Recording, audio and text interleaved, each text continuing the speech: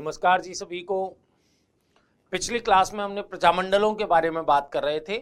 इस क्लास में हम एक नवीन प्रजामंडल आपके जैसे बीकानेर प्रजामंडल की चर्चा आपसे करेंगे। देखिएगा, बीकानेर प्रजामंडल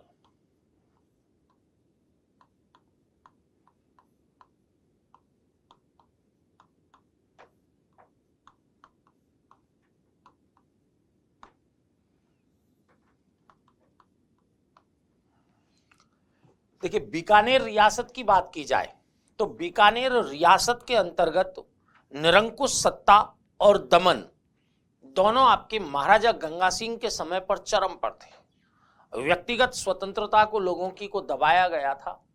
ठीक है, इसी कारण पंडित जवाहरलाल नेहरू ने आपके बीकानेर रियासत की निरंकुशता और वहां के दमन चक्र को देखते हुए कहा था, इनके बारे में आपके लिखते हुए उन्होंने कहा था कि जहां शादी की कुमकुम पत्रिका को भी सेंसर कराने पड़ता हो, जहां शादी की कुमकुम पत्रिका को भी सेंसर कराना पड़ता हो और इसके बारे में फिर मनगढ़ंत दलीलें दी जाती हो, ऐसी रियासत का शासक कोई इंसान नहीं, हैवान ही होगा।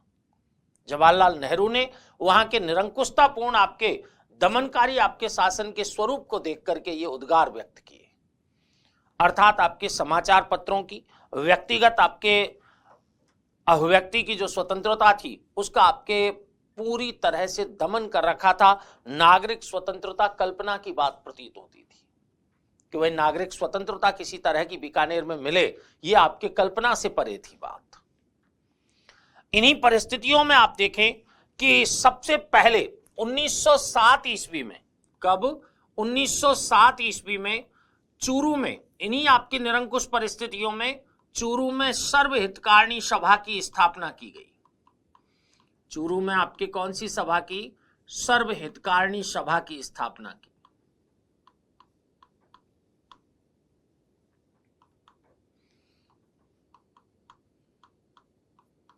सर्वहितकारिणी सभा की आपके स्थापना की गई 1907 ईस्वी में। कहां पर? चूरू में। यह आपके स्वामी गोपाल दास के द्वारा स्थापित यह संस्था सामाजिक और शैक्षणिक संस्था के रूप में थी। कैसी संस्था थी ये? देखिए, स्वामी गोपाल दास द्वारा स्थापित, स्वामी गोपाल दास द्वारा स्थापित कैसी संस्था है ये? सामाजिक व शैक्षणिक संस्था थी। सामाजिक व शैक्षणिक संस्था थी।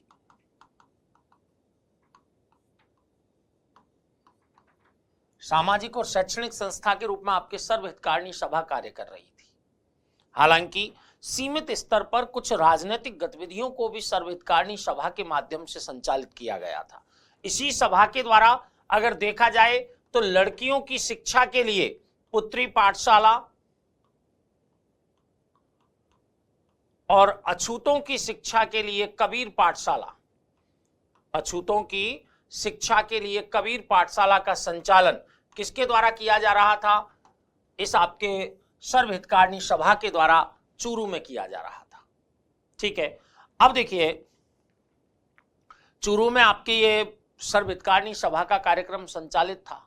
1920 ईस्वी में ही, 1920 ईस्वी में बीकानेर के ही कुछ राजनीतिक कार्यकर्ता एकत्रित होते हैं और आपके उनके द्वारा यहां पर अगर देखा जाए बीकानेर में तो राजनीतिक संस्था के रूप में सद्विद्या प्रचारिणी सभा की स्थापना की जाती है।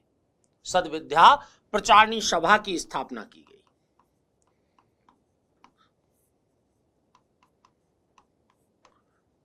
प्रचारिणी सभा,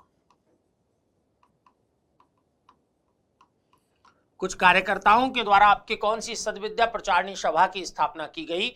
इस सभा का मुख्य उद्देश्य क्या था? रिश्वतखोरी और अन्याय के खिलाफ आवाज उठाना। उद्देश्य क्या था इस सभा का? उद्देश्य रिश्वतखोरी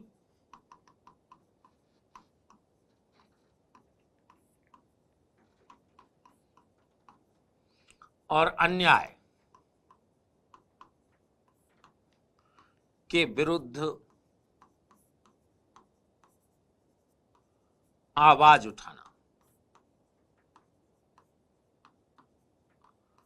रिश्वतखोरी और अन्याय के विरुद्ध आवाज उठाना आपके किसका? सद्विद्या प्रचारिणी सभा का उद्देश्य था।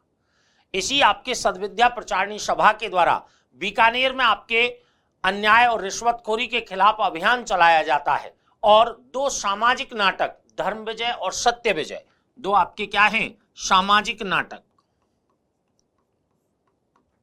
सामाजिक नाटक धर्म विजय और सत्य विजय, धर्म विजय और सत्य विजय का संचालन किया जाता है। तो देखिए ये महत्वपूर्ण है आपके कि धर्म विजय और सत्य विजय नामक सामाजिक नाटकों का संचालन किस रियासत में? बीकानेर रियासत में। किस संस्था के द्वारा? के सद्विद्या प्रचारिणी सभा के द्वारा आपके इनका संचालन किया जाता है। किनका? धर्म विजय और सत्य विजय नामक नाटकों का संचालन। अब देखिए 1929 ईस्वी में राष्ट्रीय कांग्रेस का लाहौर अधिवेशन हुआ। लाहौर अधिवेशन आपके कई मायनों में महत्वपूर्ण था। जैसे एक तो आपके क्या है कि राष्ट्रीय कांग्रेस का लक्ष्य आपके पूर्ण स्वराज्य घोषित कर दिया गया था। एक दूसरा जो आपके महत्वपूर्ण चेंज यहां पर कांग्रेस में दिखाई देता है वो क्या है कि अब आपके जो कांग्रेस की सत्ता है, कांग्रेस का जो नेतृत्व है वो आपके बुजुर्गों के हाथ से निकल करके युवा वर्ग के हाथ में आ गया। युवा वर्ग के हाथ में आ गया। जैसे पंडित जवाहरलाल नेहरू 1929 में लाहौर अधिवेशन के अध्यक्ष बन गए, युवा वर्ग का प्रतिनिधित्व कर रहे थे पंडित जवाहरलाल नेहरू। इन्हीं पंडित जवाहरलाल नेहरू के द्वारा रावी नदी के किनारे किसका? भारतीय स्वतंत्रता के प्रतीक के रूप में तिरंगा झंडा फहरा दिया जाता है। तिरंगा झंडा आपके जैसे ही वहां पर फहराया गया तो इसकी चेतना रियासतों में भी जागृत हुई। रियासतों में तो उस रियासत में, बीकानेर रियासत में इसका जो मुख्य परिवर्तन हमें देखने को मिलता है वो आपकी क्या है कि 26 जनवरी 1930 ईस्वी को, 26 जनवरी 1930 ईस्वी को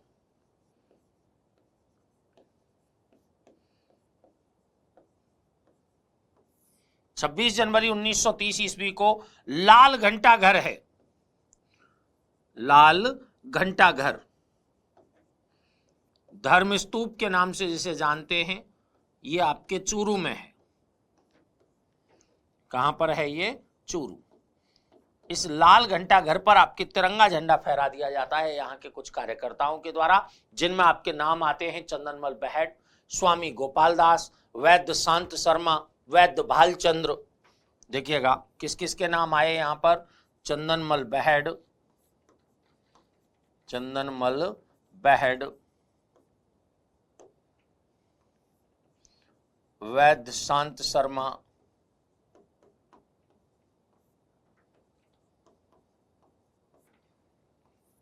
वैद्य भालचंद्र,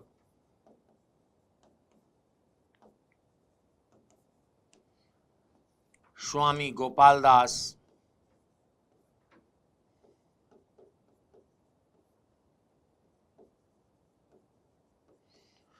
इनके द्वारा आपके क्या कर दिया जाता है? चूरू के धर्म स्तूप पर, जिसे लाल घंटाघर के नाम से जानते हैं, तिरंगा झंडा फहरा दिया जाता है भारतीय स्वतंत्रता के प्रतीक के रूप में। तो ये घटनाक्रम कहां घटित हो रहा था? बीकानेर रियासत में, जहां पर आपके अभिव्यक्ति की स्वतंत्रता का पूर्णतः दमन कर रखा था आपके महाराज के द्वारा। इस घटना से किनके द्वारा? महाराज के द्वारा नाराज होकर के चंदनमल बहट, वैद्य शांत शर्मा और वैद्य भालचंद्र, इनको आपके नगर पालिका की सदस्यता से निष्कासित कर दिया जाता है। नगर पालिका की सदस्यता से निकाला।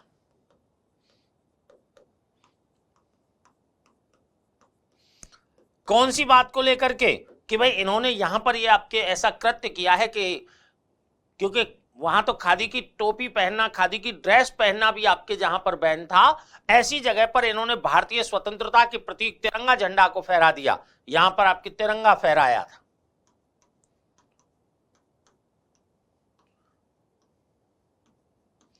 तो इसकी एवज में नाराज महाराज के द्वारा चंदनमल बहट, वैद्य शांत शर्मा और वैद्य भालचंद्र को नगर पालिका से, आपके सदस्यता से नगर पालिका की से निकाल दिया जाता है। हालांकि इस समय मदन मोहन मालवीय और घनश्याम दास बिड़ला के द्वारा महाराज पर दबाव डाला जाता है, जिसके परिणाम स्वरूप इनकी नगर पालिका की जो सदस्यता है उसको बहाल कर दिया जाता है। तो देखिए धीरे धीरे राजनीतिक चेतना का माहौल कहां पर बन रहा था, बीकानेर में बन रहा था, जिसकी प्रस्तुतिकरण आपके कहां पर, ये तिरंगा झंडा फहराए जाने वाली घटना में, इधर आपके सदविद्या प्रचारणी सभा के घटनाक्रम में, सर्वहितकारिणी सभा के घटनाक्रम में दिखाई देता है। नेक्स्ट आपके देखिए क्या हुआ, अगर आप बीकानेर रियासत की ही बात करें तो अब आपकी क्या था कि बीकानेर रियासत, क्योंकि अखिल भारतीय देशी राज्य लोक परिषद की 1927 ईस्वी में ही स्थापना हो गई थी, ठीक है। अब बीकानेर रियासत के जो कार्यकर्ता थे वो अखिल भारतीय देशी राज्य लोक परिषद की गतिविधियों में इंटरेस्ट लेने लगे, उनमें सहभागिता करने लगे। उस सहभागिता से आपके, उस स्वेच्छाचारिता से उस सहभागिता से आपके क्या हुआ, बीकानेर के जो राजनीतिक कार्यकर्ता थे उनमें महाराज की स्वेच्छाचारिता के विरुद्ध बोलने का आत्मविश्वास निकला, आत्मविश्वास जागा उनमें, ठीक है। और उस आत्मविश्वास का परिचय हमको आपके कहां मिलता है, जब विजय सिंह मोहता के द्वारा आपके यहां पर एक पुस्तिका बीकानेर राज्य में नादिर शाही नामक पुस्तिका है, उसका प्रकाशन करवा दिया जाता है। तो देखिए बीकानेर राज्य में नादिर शाही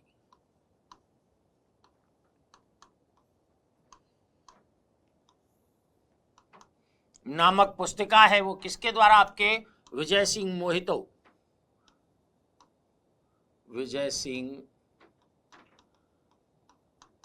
मोहिता या मेहता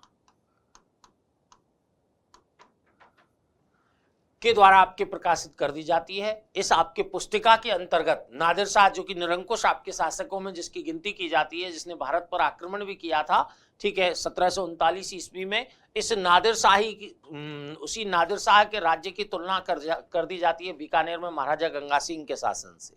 और इस पुस्तिका में महाराज की जो स्वेच्छाचारिता है, महाराज का जो निरंकुश शासन है, उसकी आलोचना आपके इस पुस्तिका के अंतर्गत की जाती है। अब देखिए द्वितीय गोलमेज सम्मेलन की बात है।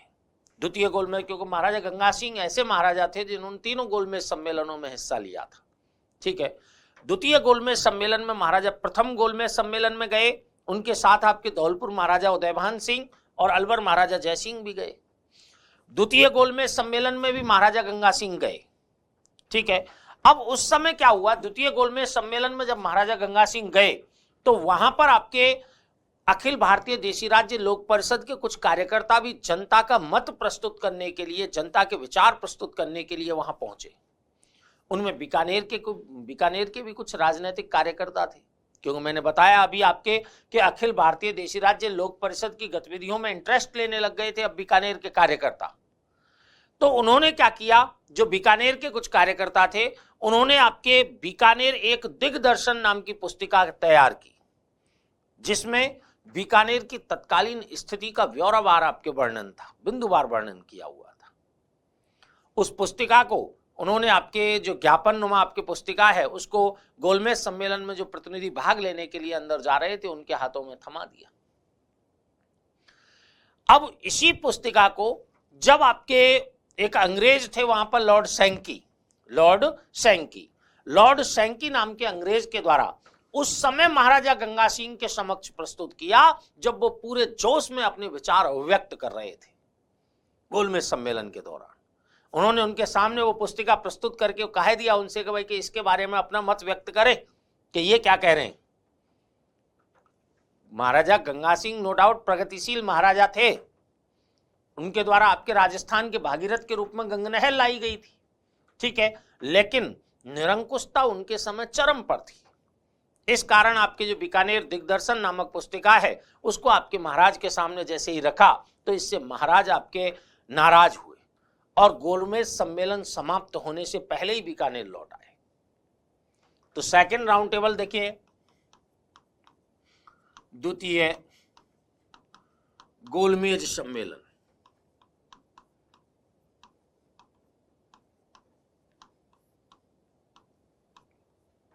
महाराजा गंगा सिंह का भाग लेना, महाराजा गंगा सिंह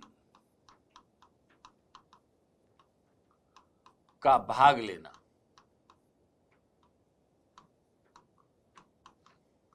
और इस गोलमेज सम्मेलन में बीकानेर एक दिग्दर्शन, बीकानेर एक दिग्दर्शन नामक पुस्तिका का वितरण।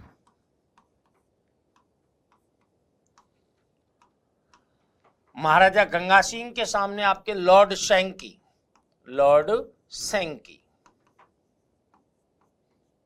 ने इस पुस्तिका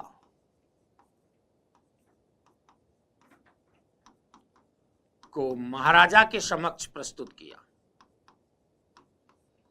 महाराजा के समक्ष प्रस्तुत किया। और मौका भी ऐसा देखा कि जब महाराजा पूरे जोश पर थे तब जाकर के इसको प्रस्तुत किया कि भाई कि इनके बारे में बताओ पहले कुछ, ठीक है। इससे महाराजा आपके नाराज हो जाते हैं और 12 अप्रैल 1932 ईस्वी को इस घटना से नाराज महाराजा के द्वारा 12 अप्रैल 1932 ईस्वी को इन कार्यकर्ताओं पर जिन्होंने आपकी ये पुस्तकें बटारी थी उन पर आपके बीकानेर षड्यंत्र केस चलाया जाता है। बीकानेर षड्यंत्र केस चलाया।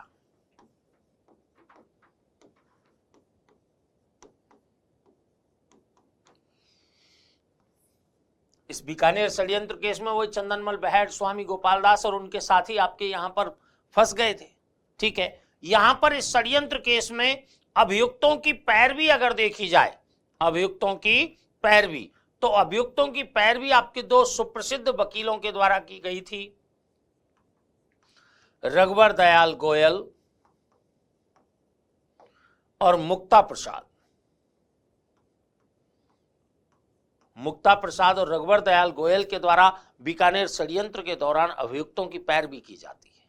तो ये सबसे महत्वपूर्ण बात है। गोलमेज सम्मेलन की नाराजगी को बीकानेर षड्यंत्र केस के माध्यम से आपके महाराजा गंगा सिंह के द्वारा उजागर किया जाता है, उसको यहां लागू किया जाता है। अब आपके देखिए जुलाई 1932 ईस्वी में सार्वजनिक सुरक्षा कानून पारित कर दिया जाता है महाराजा के द्वारा। जुलाई 1932 में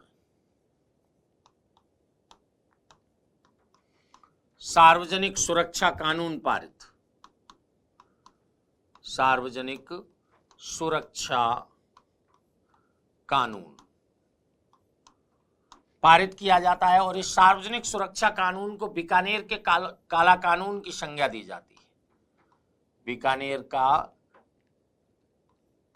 का काला कानून। और काला कानून क्यों कहा जाता है इसे? क्योंकि इस कानून के तहत आपकी जितनी भी अवधि तक मन चाहे आपकी केस चलाए बगैर किसी भी व्यक्ति को निरुद्ध रखा जा सकता था। किसी भी समाचार पत्र की जो स्वतंत्रता है उसका हनन किया जा सकता था। किसके माध्यम से? इस आपके सुरक्षा कानून के माध्यम से, ठीक है। इसके माध्यम से आपके बिना मुकदमा चलाए जेल में डाल दिया जाता था लोगों को, ठीक है। लोगों को आपके जो कार्यकर्ता थे, राजनीतिक कार्यकर्ता जो यहाँ के थे, उनको आपके बगैर किसी भी कार्यवाही के आपके राज्य से निर्वासित किया जा सकता था। हर जगह आपके इस कानून की आलोचना हुई थी जो सार्वजनिक सुरक्षा कानून के नाम पर यहां पर लागू किया गया था, ठीक है। ये वह समय है जब आपके लक्ष्मीदास स्वामी या लक्ष्मणदास स्वामी जिनका नाम आता है, उन लक्ष्मणदास स्वामी या लक्ष्मीदास स्वामी 1936 ईस्वी में कराची में आपके पंडित जवाहरलाल नेहरू की अध्यक्षता में अखिल भारतीय देशी राज्य लोक परिषद का अधिवेशन आयोजित किया गया था। उसमें भाग लेने के लिए गए और वहां से जब वो आपके बीकानेर लौट करके आए तो उन्होंने रघुवर दयाल गोयल, मुक्ता प्रसाद जैसे कार्यकर्ताओं से बातचीत की, ठीक है। और उस बातचीत का परिणाम क्या हुआ कि 4 अक्टूबर 1936 ईस्वी को रतनबाई ट्रस्ट के मकान में बीकानेर प्रजामंडल की स्थापना कर दी जाती है और माघाराम वैद्य को आपके उसका अध्यक्ष बना दिया जाता है। माघाराम वैद्य को उसका क्या बना दिया? अध्यक्ष बना दिया। कब की बात है? 4 अक्टूबर 1936 ईस्वी की। तो देखिए 4 अक्टूबर 1936 ईस्वी को बीकानेर प्रजामंडल की स्थापना।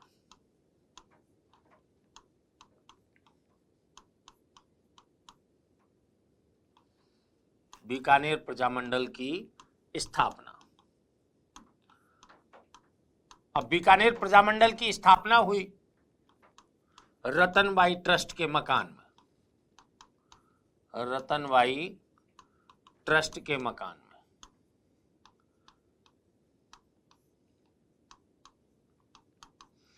और अध्यक्ष किसको बना दिया इसका? मागाराम वैद्य को अध्यक्ष बना दिया।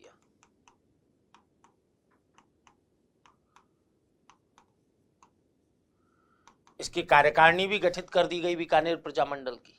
अब यहां खास बात यह है कि यह आपके प्रजामंडल बीकानेर में स्थापित हुआ, ठीक है। इन्हीं बीकानेर के कुछ आपके कलकत्ता में निवास करने वाले कार्यकर्ता थे, जिनमें लक्ष्मी देवी आचार्य, श्री राम आचार्य का नाम आपके प्रमुख रूप से लिया जाता है। उनके साथ आपके लक्ष्मण, ये मागाराम वैद्य, वो लक्ष्मीदास स्वामी हैं, वो भी आपके मिल जाते हैं। और उनके द्वारा कलकत्ता में भी एक बीकानेर प्रजामंडल की स्थापना की जाती है, ठीक है। एक आपके बीकानेर प्रजामंडल की स्थापना कहां हुई है? कलकत्ता में।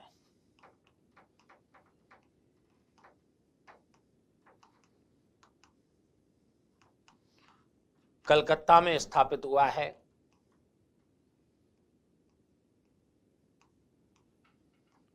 और इसका अध्यक्ष बनाया गया था लक्ष्मी देवी आचार्य को। अध्यक्ष किसको बनाया गया? लक्ष्मी देवी आचार्य को। इस प्रजामंडल के द्वारा जो आपके कलकत्ता में स्थापित किया गया था, इस प्रजामंडल के द्वारा बीकानेर राज्य के जो स्थिति थी उसको लेकर के बीकानेर की थोती पोथी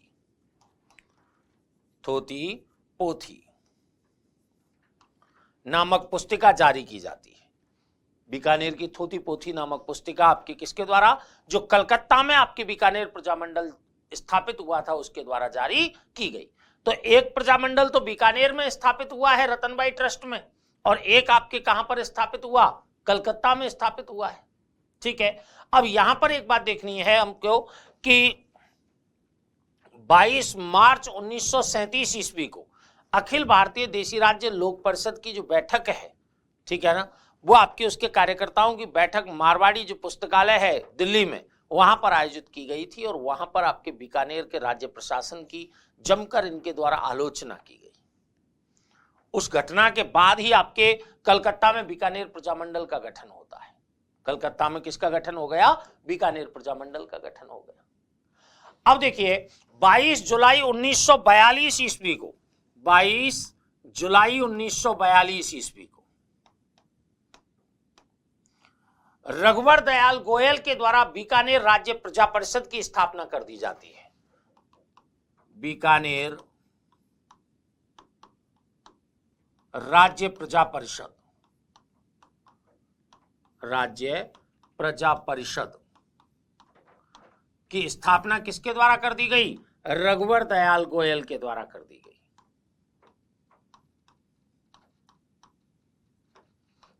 अब आपके बीकानेर प्रजामंडल की अपेक्षा बीकानेर राज्य प्रजा परिषद अधिक लोकप्रिय होने लग जाती है। किसानों के बीच में आपके अधिक लोकप्रियता प्रजामंडल की अपेक्षा प्रजा परिषद को प्राप्त होती है। इस प्रजा परिषद के द्वारा आपके देखिए जो रायसिंह नगर है गंगानगर का, वहां पर 30 जून 1946 ईस्वी को किसानों की समर्थन किया।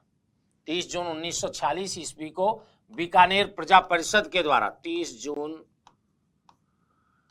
1946 को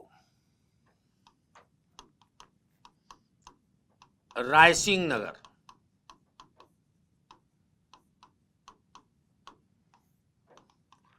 किसान आंदोलन का समर्थन किया।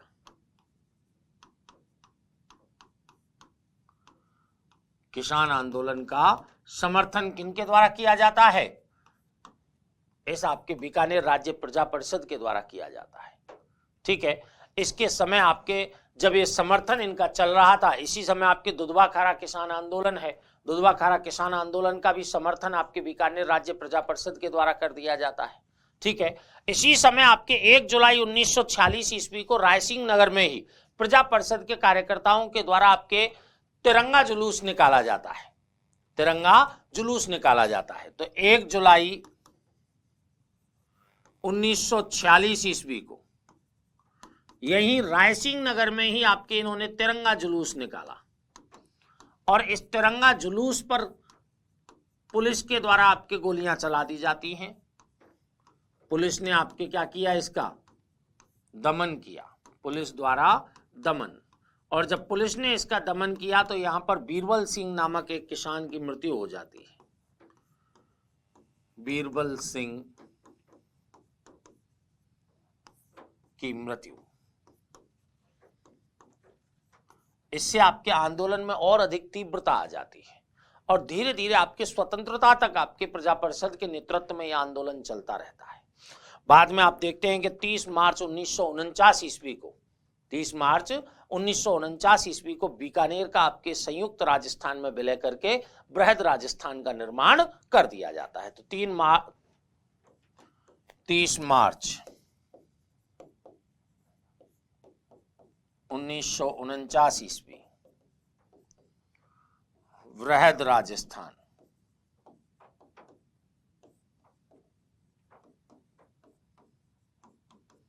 में विलय, किसका विलय कर दिया गया, बीकानेर का आपके विलय कर दिया गया, संयुक्त राजस्थान में विलय किया, जिससे बृहद राजस्थान का निर्माण आपके यहां हो जाता है। तो ये हमारा आपके कौन सा, बीकानेर प्रजामंडल है। ठीक है, अब बीकानेर प्रजामंडल में देखिए एक ब्रीफ में मैं आपको इसको बता दूं।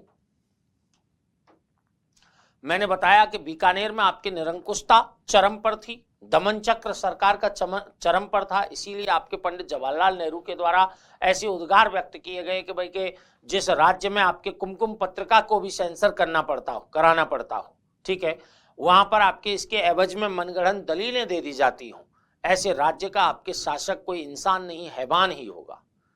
उसी निरंकुशता के माहौल में 1907 ईस्वी में स्वामी गोपाल दास के द्वारा चूरू में सर्वहितकारिणी सभा की स्थापना की जाती है, सर्वहितकारिणी सभा की स्थापना की गई।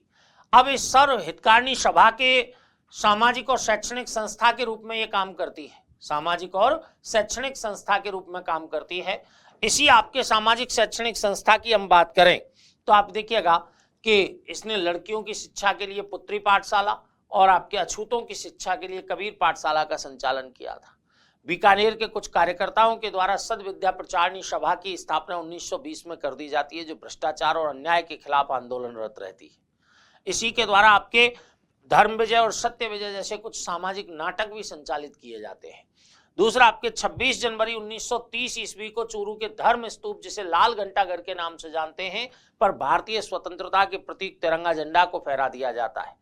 इसके कारण आपके चंदनमल बहट, वैद्य शांत शर्मा, वैद्य भालचंद्र, इनको आपके कहां से, नगर पालिका की सदस्यता से महाराज के द्वारा निकाल दिया जाता है। लेकिन मदन मोहन मालवीय और घनश्याम दास बिड़ला के दबाव के कारण आपके इनकी सदस्यता को पुनः बहाल कर दिया जाता है। किनके, चंदनमल बहट और शर्मा जी के आपकी सदस्यता बहाल कर दी। ठीक है, अगली बात देखिएगा कि बीकानेर राज्य में नादिरशाही नामक पुस्तिका के लेखक कौन है, विजय सिंह मोहितो।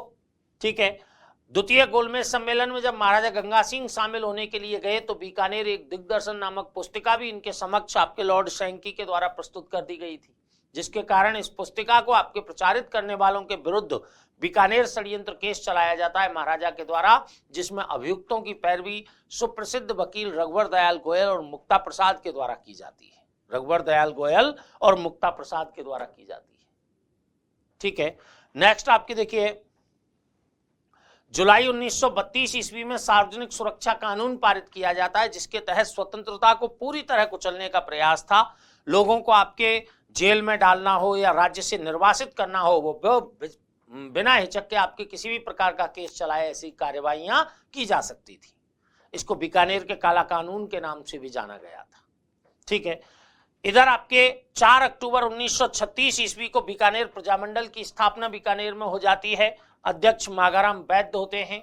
कलकत्ता में भी आपके अध्यक्ष लक्ष्मी देवी आचार्य की अध्यक्षता में लक्ष्मी देवी आचार्य और श्रीराम आचार्य के घर पर ही, ठीक है, बीकानेर प्रजामंडल की स्थापना होती है और इसके द्वारा बीकानेर की थोती पोथी का भी प्रकाशन करवाया जाता है, जिसमें बीकानेर का जो वर्तमान प्रशासन था उसकी आलोचना, उसका विस्तार पूर्वक आपके विवरण दिया गया होता है। ठीक है, बीकानेर राज्य प्रजा परिषद की स्थापना रघुवर दयाल गोयल के द्वारा आपके 22 जुलाई 1942 ईस्वी को की जाती है, जिसने किसान आंदोलनों में बढ़ चढ़ करके हिस्सा लिया, चाहे दुधवा-खारा किसान आंदोलन हो, चाहे रायसिंह नगर का जुलूस हो। 1 जुलाई को जब रायसिंह नगर में आपके जुलूस निकाला, तिरंगा जुलूस निकाला, तो वहां पर पुलिस मुठभेड़ में बीरबल सिंह नाम का जो कार्यकर्ता है उसकी मृत्यु हो जाती है। ठीक है, फिर बाद में आपके 30 मार्च 1949 का जो समय है, तब बीकानेर का विलय आपके संयुक्त राजस्थान में करते हुए बृहद राजस्थान अस्तित्व में आ जाता है। ठीक है, नेक्स्ट हम जिस प्रजामंडल की आपसे बात करने वाले हैं वो है आपके कोटा प्रजामंडल। कौन सा है? कोटा प्रजामंडल। कोटा प्रजामंडल, कोटा प्रजामंडल। यहीं पर देखिए, कोटा प्रजामंडल के साथ ही हम हाड़ौती प्रजामंडल की भी बात करेंगे। हाड़ौती प्रजामंडल,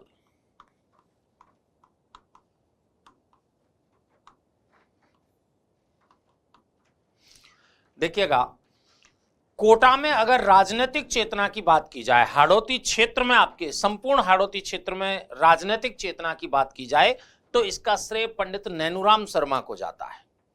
इसमें आपके पूरी राजनीतिक चेतना का श्रेय आपके हाड़ौती कोटा क्षेत्र में पंडित नैनूराम शर्मा को जाता है। नैनूराम शर्मा। बूंदी में आपके बेगार विरोधी आंदोलन, बरड़ किसान आंदोलन का भी संचालन किनके द्वारा किया गया था? पंडित नैनूराम शर्मा के द्वारा किया गया था। अपनी सार्वजनिक सेवा का परित्याग करके ये आपकी जनता के हित में कार्य करने लग जाते हैं। कौन? पंडित नैनूराम शर्मा। इन्हीं पंडित नैनूराम शर्मा के द्वारा 1918 ईस्वी में प्रजा प्रतिनिधि सभा की स्थापना की जाती है। प्रजा प्रतिनिधि सभा की स्थापना की जाती है।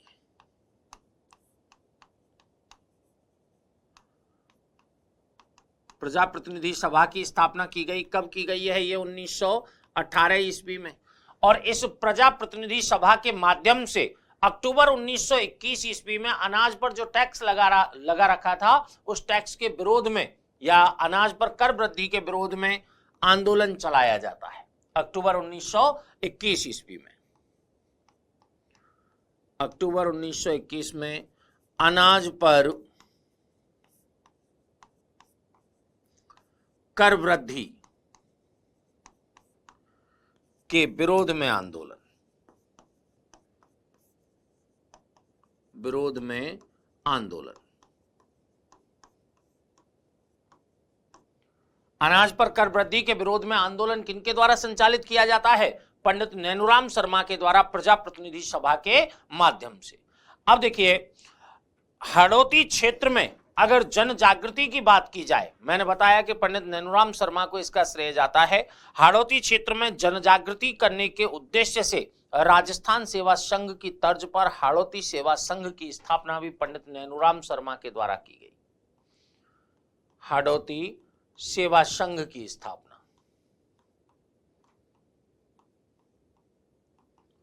हाड़ौती सेवा संघ की स्थापना भी किनके द्वारा की जाती है? पंडित नैनूराम शर्मा के द्वारा की जाती है।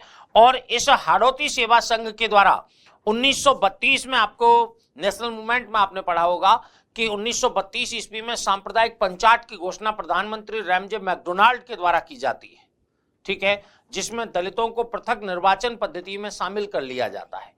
इस सांप्रदायिक पंचायत के विरोध में जो आंदोलन था, उस आंदोलन को हाड़ौती सेवा संघ के माध्यम से पंडित नैनूराम शर्मा के द्वारा कोटा क्षेत्र में भी संचालित किया जाता है। हाड़ौती सेवा संघ, यानी कि इसके विरोध में जो आंदोलन गांधी जी के द्वारा आपके किया जा रहा था, उसको समर्थन किन के द्वारा दिया गया? हाड़ौती सेवा संघ के द्वारा दिया गया। तो देखिए, सांप्रदायिक पंचायत, सांप्रदायिक पंचायत के विरोध में गांधी जी को समर्थन,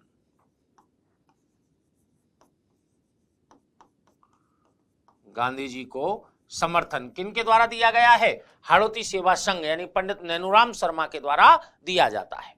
अब देखिए, 1934 ईस्वी में, 1934 ईस्वी में, क्योंकि पंडित नैनूराम शर्मा धीरे धीरे राजनीतिक क्षेत्र में आगे बढ़ रहे थे। इन्हीं पंडित नैनूराम शर्मा के द्वारा 1934 ईस्वी में और किसके साथ मिले ये?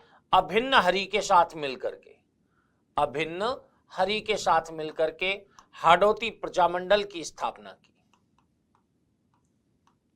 हाड़ौती प्रजामंडल की स्थापना की। 1934 ईस्वी में हाड़ौती प्रजामंडल की स्थापना इनके द्वारा की जाती है और इस हाड़ौती जो प्रजामंडल की स्थापना अभिन्न हरि के साथ मिलकर इन्होंने की, इस प्रजामंडल का प्रथम अधिवेशन हाजी फैज मोहम्मद की अध्यक्षता में दशहरे के दिन आयोजित किया जाता है। दशहरे के दिन इसका प्रथम अधिवेशन किसकी? हाजी फैज मोहम्मद की अध्यक्षता में आयोजित किया जाता है। इसी आपके प्रजामंडल के द्वारा हाड़ौती क्षेत्र में बेगार विरोधी आंदोलन का भी संचालन किया जाता है। प्रथम अधिवेशन देखिए, प्रथम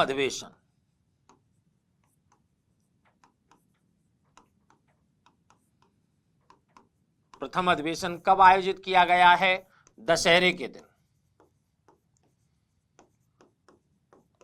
और अध्यक्षता कौन कर रहे थे? कि हाजी फैज मोहम्मद, हाजी फैज मोहम्मद इसकी अध्यक्षता कर रहे थे। और इसी प्रजामंडल के द्वारा आपके बेगार विरोधी आंदोलन का भी संचालन किया जाता है।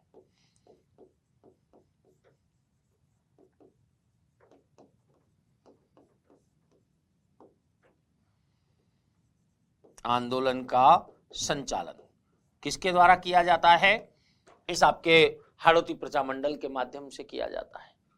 तो लेकिन हाड़ौती प्रजामंडल राजनीतिक रूप से अधिक समय तक ज्यादा सक्रियता दिखा नहीं पाता, तो आपके इसके स्वरूप परिवर्तन की आवश्यकता होती है। और उसी स्वरूप परिवर्तन के तहत पंडित नैनूराम शर्मा के द्वारा 1939 ईस्वी में कोटा प्रजामंडल की स्थापना की गई। किसकी? देखिए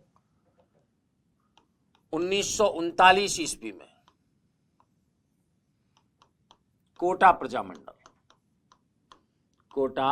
प्रजामंडल की स्थापना कर दी जाती है। अब ये जो कोटा प्रजामंडल है, इसका प्रथम अधिवेशन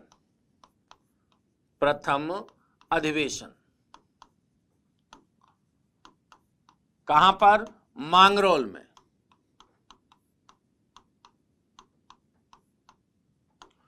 किसकी अध्यक्षता में? पंडित नैनूराम शर्मा की अध्यक्षता में।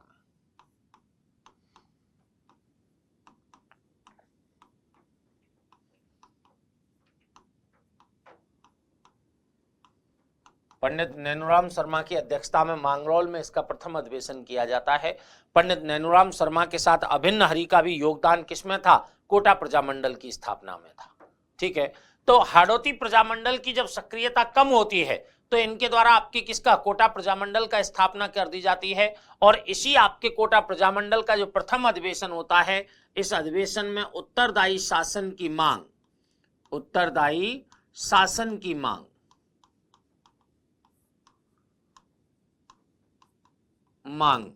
प्रजामंडल के नेताओं के द्वारा कर दी जाती है कि भाई राज्य में उत्तरदायी शासन की स्थापना की जाए। इसी प्रजामंडल के द्वारा 26 जनवरी 1941 ईस्वी को स्वतंत्रता दिवस भी मनाया जाता है। 26 जनवरी 1941 को आपके इन्होंने क्या बनाया? स्वतंत्रता दिवस मनाया। तो देखिए 26 जनवरी 1941 को इन्होंने आपके स्वतंत्रता दिवस मनाया।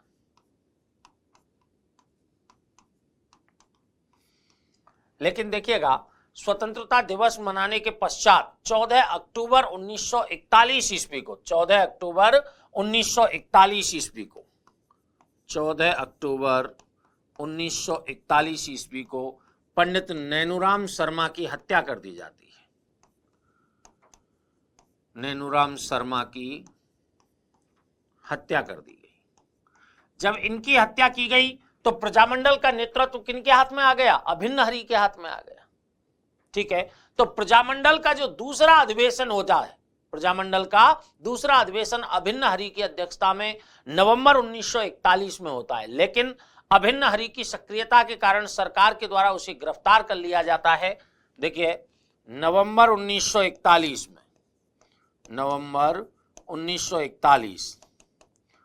प्रजामंडल का दूसरा अधिवेशन।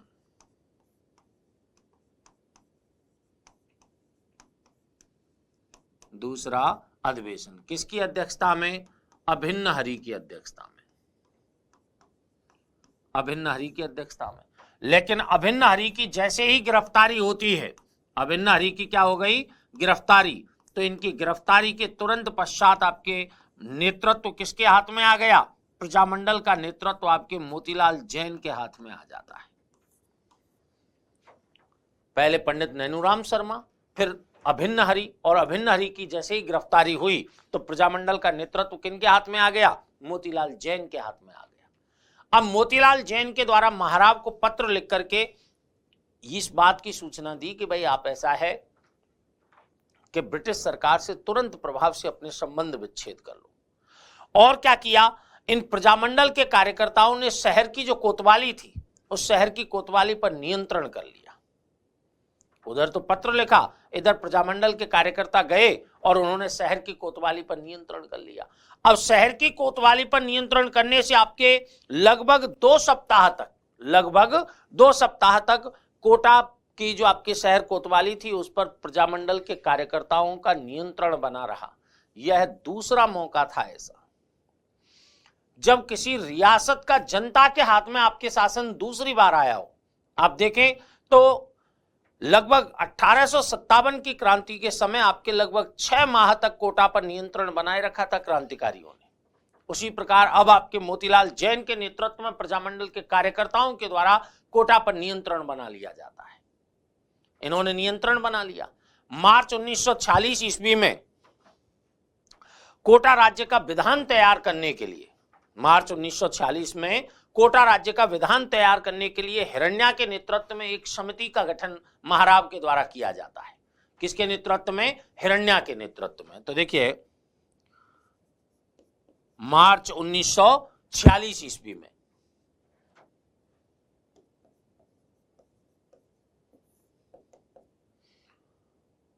हिरण्या के नेतृत्व में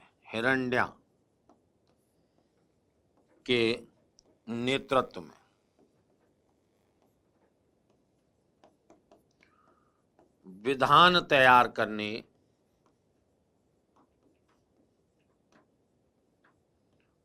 तैयार करने हेतु समिति का गठन कर लिया गया। हिरण्या के नेतृत्व में आपकी समिति का गठन हो जाता है यहां पर, ठीक है। और 1946 ईस्वी में महाराव यहाँ के जो भीम सिंह थे वो विधानसभा को गठित करने की घोषणा कर देते हैं। 1946 में ही आपके विधानसभा को गठन करने की घोषणा कर दी। विधानसभा के गठन की घोषणा। और 1948 ईस्वी में अभिन्न हरि के नेतृत्व में कोटा में लोकप्रिय मंत्रिमंडल का गठन हो जाता है। अभिन्न हरि के नेतृत्व में आपके कोटा में किसका गठन हुआ? लोकप्रिय मंत्रिमंडल का गठन हुआ। तो यह चीज आपके यहां पर महत्वपूर्ण है। कौन सी? आपके देखिए हमने आपको बताया कि भाई कोटा प्रजामंडल हो या हाड़ौती प्रजामंडल हो, दोनों से आपके जुड़े हुए पंडित नैनूराम शर्मा है। राजनीतिक चेतना जागृति का श्रेय भी किनको गया है? पंडित नैनूराम शर्मा को गया है। इन्होंने आपके प्रजा प्रतिनिधि सभा की स्थापना की, इन्होंने हाड़ौती सेवा संघ की स्थापना की, इन्होंने हाड़ौती प्रजामंडल की स्थापना की। इनके द्वारा ही कोटा प्रजामंडल की भी स्थापना की गई। अभिन्न हरि का आपके विशेष सहयोग इनके इस कार्य में रहा है। इन्होंने प्रजा प्रतिनिधि सभा के माध्यम से अनाज पर कर वृद्धि के विरोध में आंदोलन चलाया। हाड़ौती सेवा संघ के माध्यम से इन्होंने आपके क्या किया? हाड़ौती क्षेत्र में एक तो राजनीतिक चेतना जागृत की और एक सांप्रदायिक पंचायत के विरोध में गांधी जी को समर्थन भी इनके द्वारा दिया गया है, ठीक है। हाड़ौती प्रजामंडल के माध्यम से इन्होंने बेगार विरोधी आंदोलन का भी संचालन किनके द्वारा किया गया है? पंडित नैनूराम शर्मा के द्वारा किया गया, ठीक है। नेक्स्ट आपके देखिए 1939 ईस्वी में कोटा प्रजामंडल का भी गठन आपके पंडित नैनूराम शर्मा और अभिन्न हरि के सहयोग से हो जाता है। इसका प्रथम अधिवेशन भी मांगरोल में पंडित नैनूराम शर्मा की अध्यक्षता में होता है, ठीक है। पंडित नैनूराम शर्मा के द्वारा ये आपके 26 जनवरी 1941 को स्वतंत्रता दिवस मनवाया जाता है, लेकिन इनकी हत्या कर दी जाती है आपके अक्टूबर 1941 में। तो प्रजामंडल का नेतृत्व किनके हाथ में आ गया? अभिन्न हरि के। और जब अभिन्न हरि की अध्यक्षता में द्वितीय आपके प्रजामंडल का सम्मेलन हुआ तो आपके इनको सरकार के द्वारा गिरफ्तार करवा लिया जाता है, तो मोतीलाल जैन के नियंत्रण में आ जाता है। मोतीलाल जैन के द्वारा पत्र लिख करके सरकार को सूचित किया जाता है कि भाई आप ब्रिटिश सरकार से तुरंत प्रभाव से संबंध विच्छेद कर लो, और प्रजामंडल के जो कार्यकर्ता हैं वो किनसे, प्रजामंडल के कार्यकर्ता आपके किनसे संबंध, वहां पर कोतवाली, शहर कोतवाली पर नियंत्रण कर लेते हैं और लगभग 2 सप्ताह तक कोटा पर आपके नियंत्रण रखा जाता है। तो ऐसी दूसरी रियासत, ऐसी पहली रियासत है जिस पर 2 बार आपके जनता का प्रत्यक्ष नियंत्रण हो गया था स्वतंत्रता से पहले ही। ठीक है। 1946 में आपके विधान तैयार करने के लिए हिराण्या के नेतृत्व में एक समिति का गठन होता है, और 46 में ही आपके विधान परिषद का गठन भी आपके महाराज भीम सिंह के द्वारा कर दिया जाता है। 48 में आपके अभिन्न हरि के नेतृत्व में लोकप्रिय मंत्रिमंडल का गठन हो जाता है।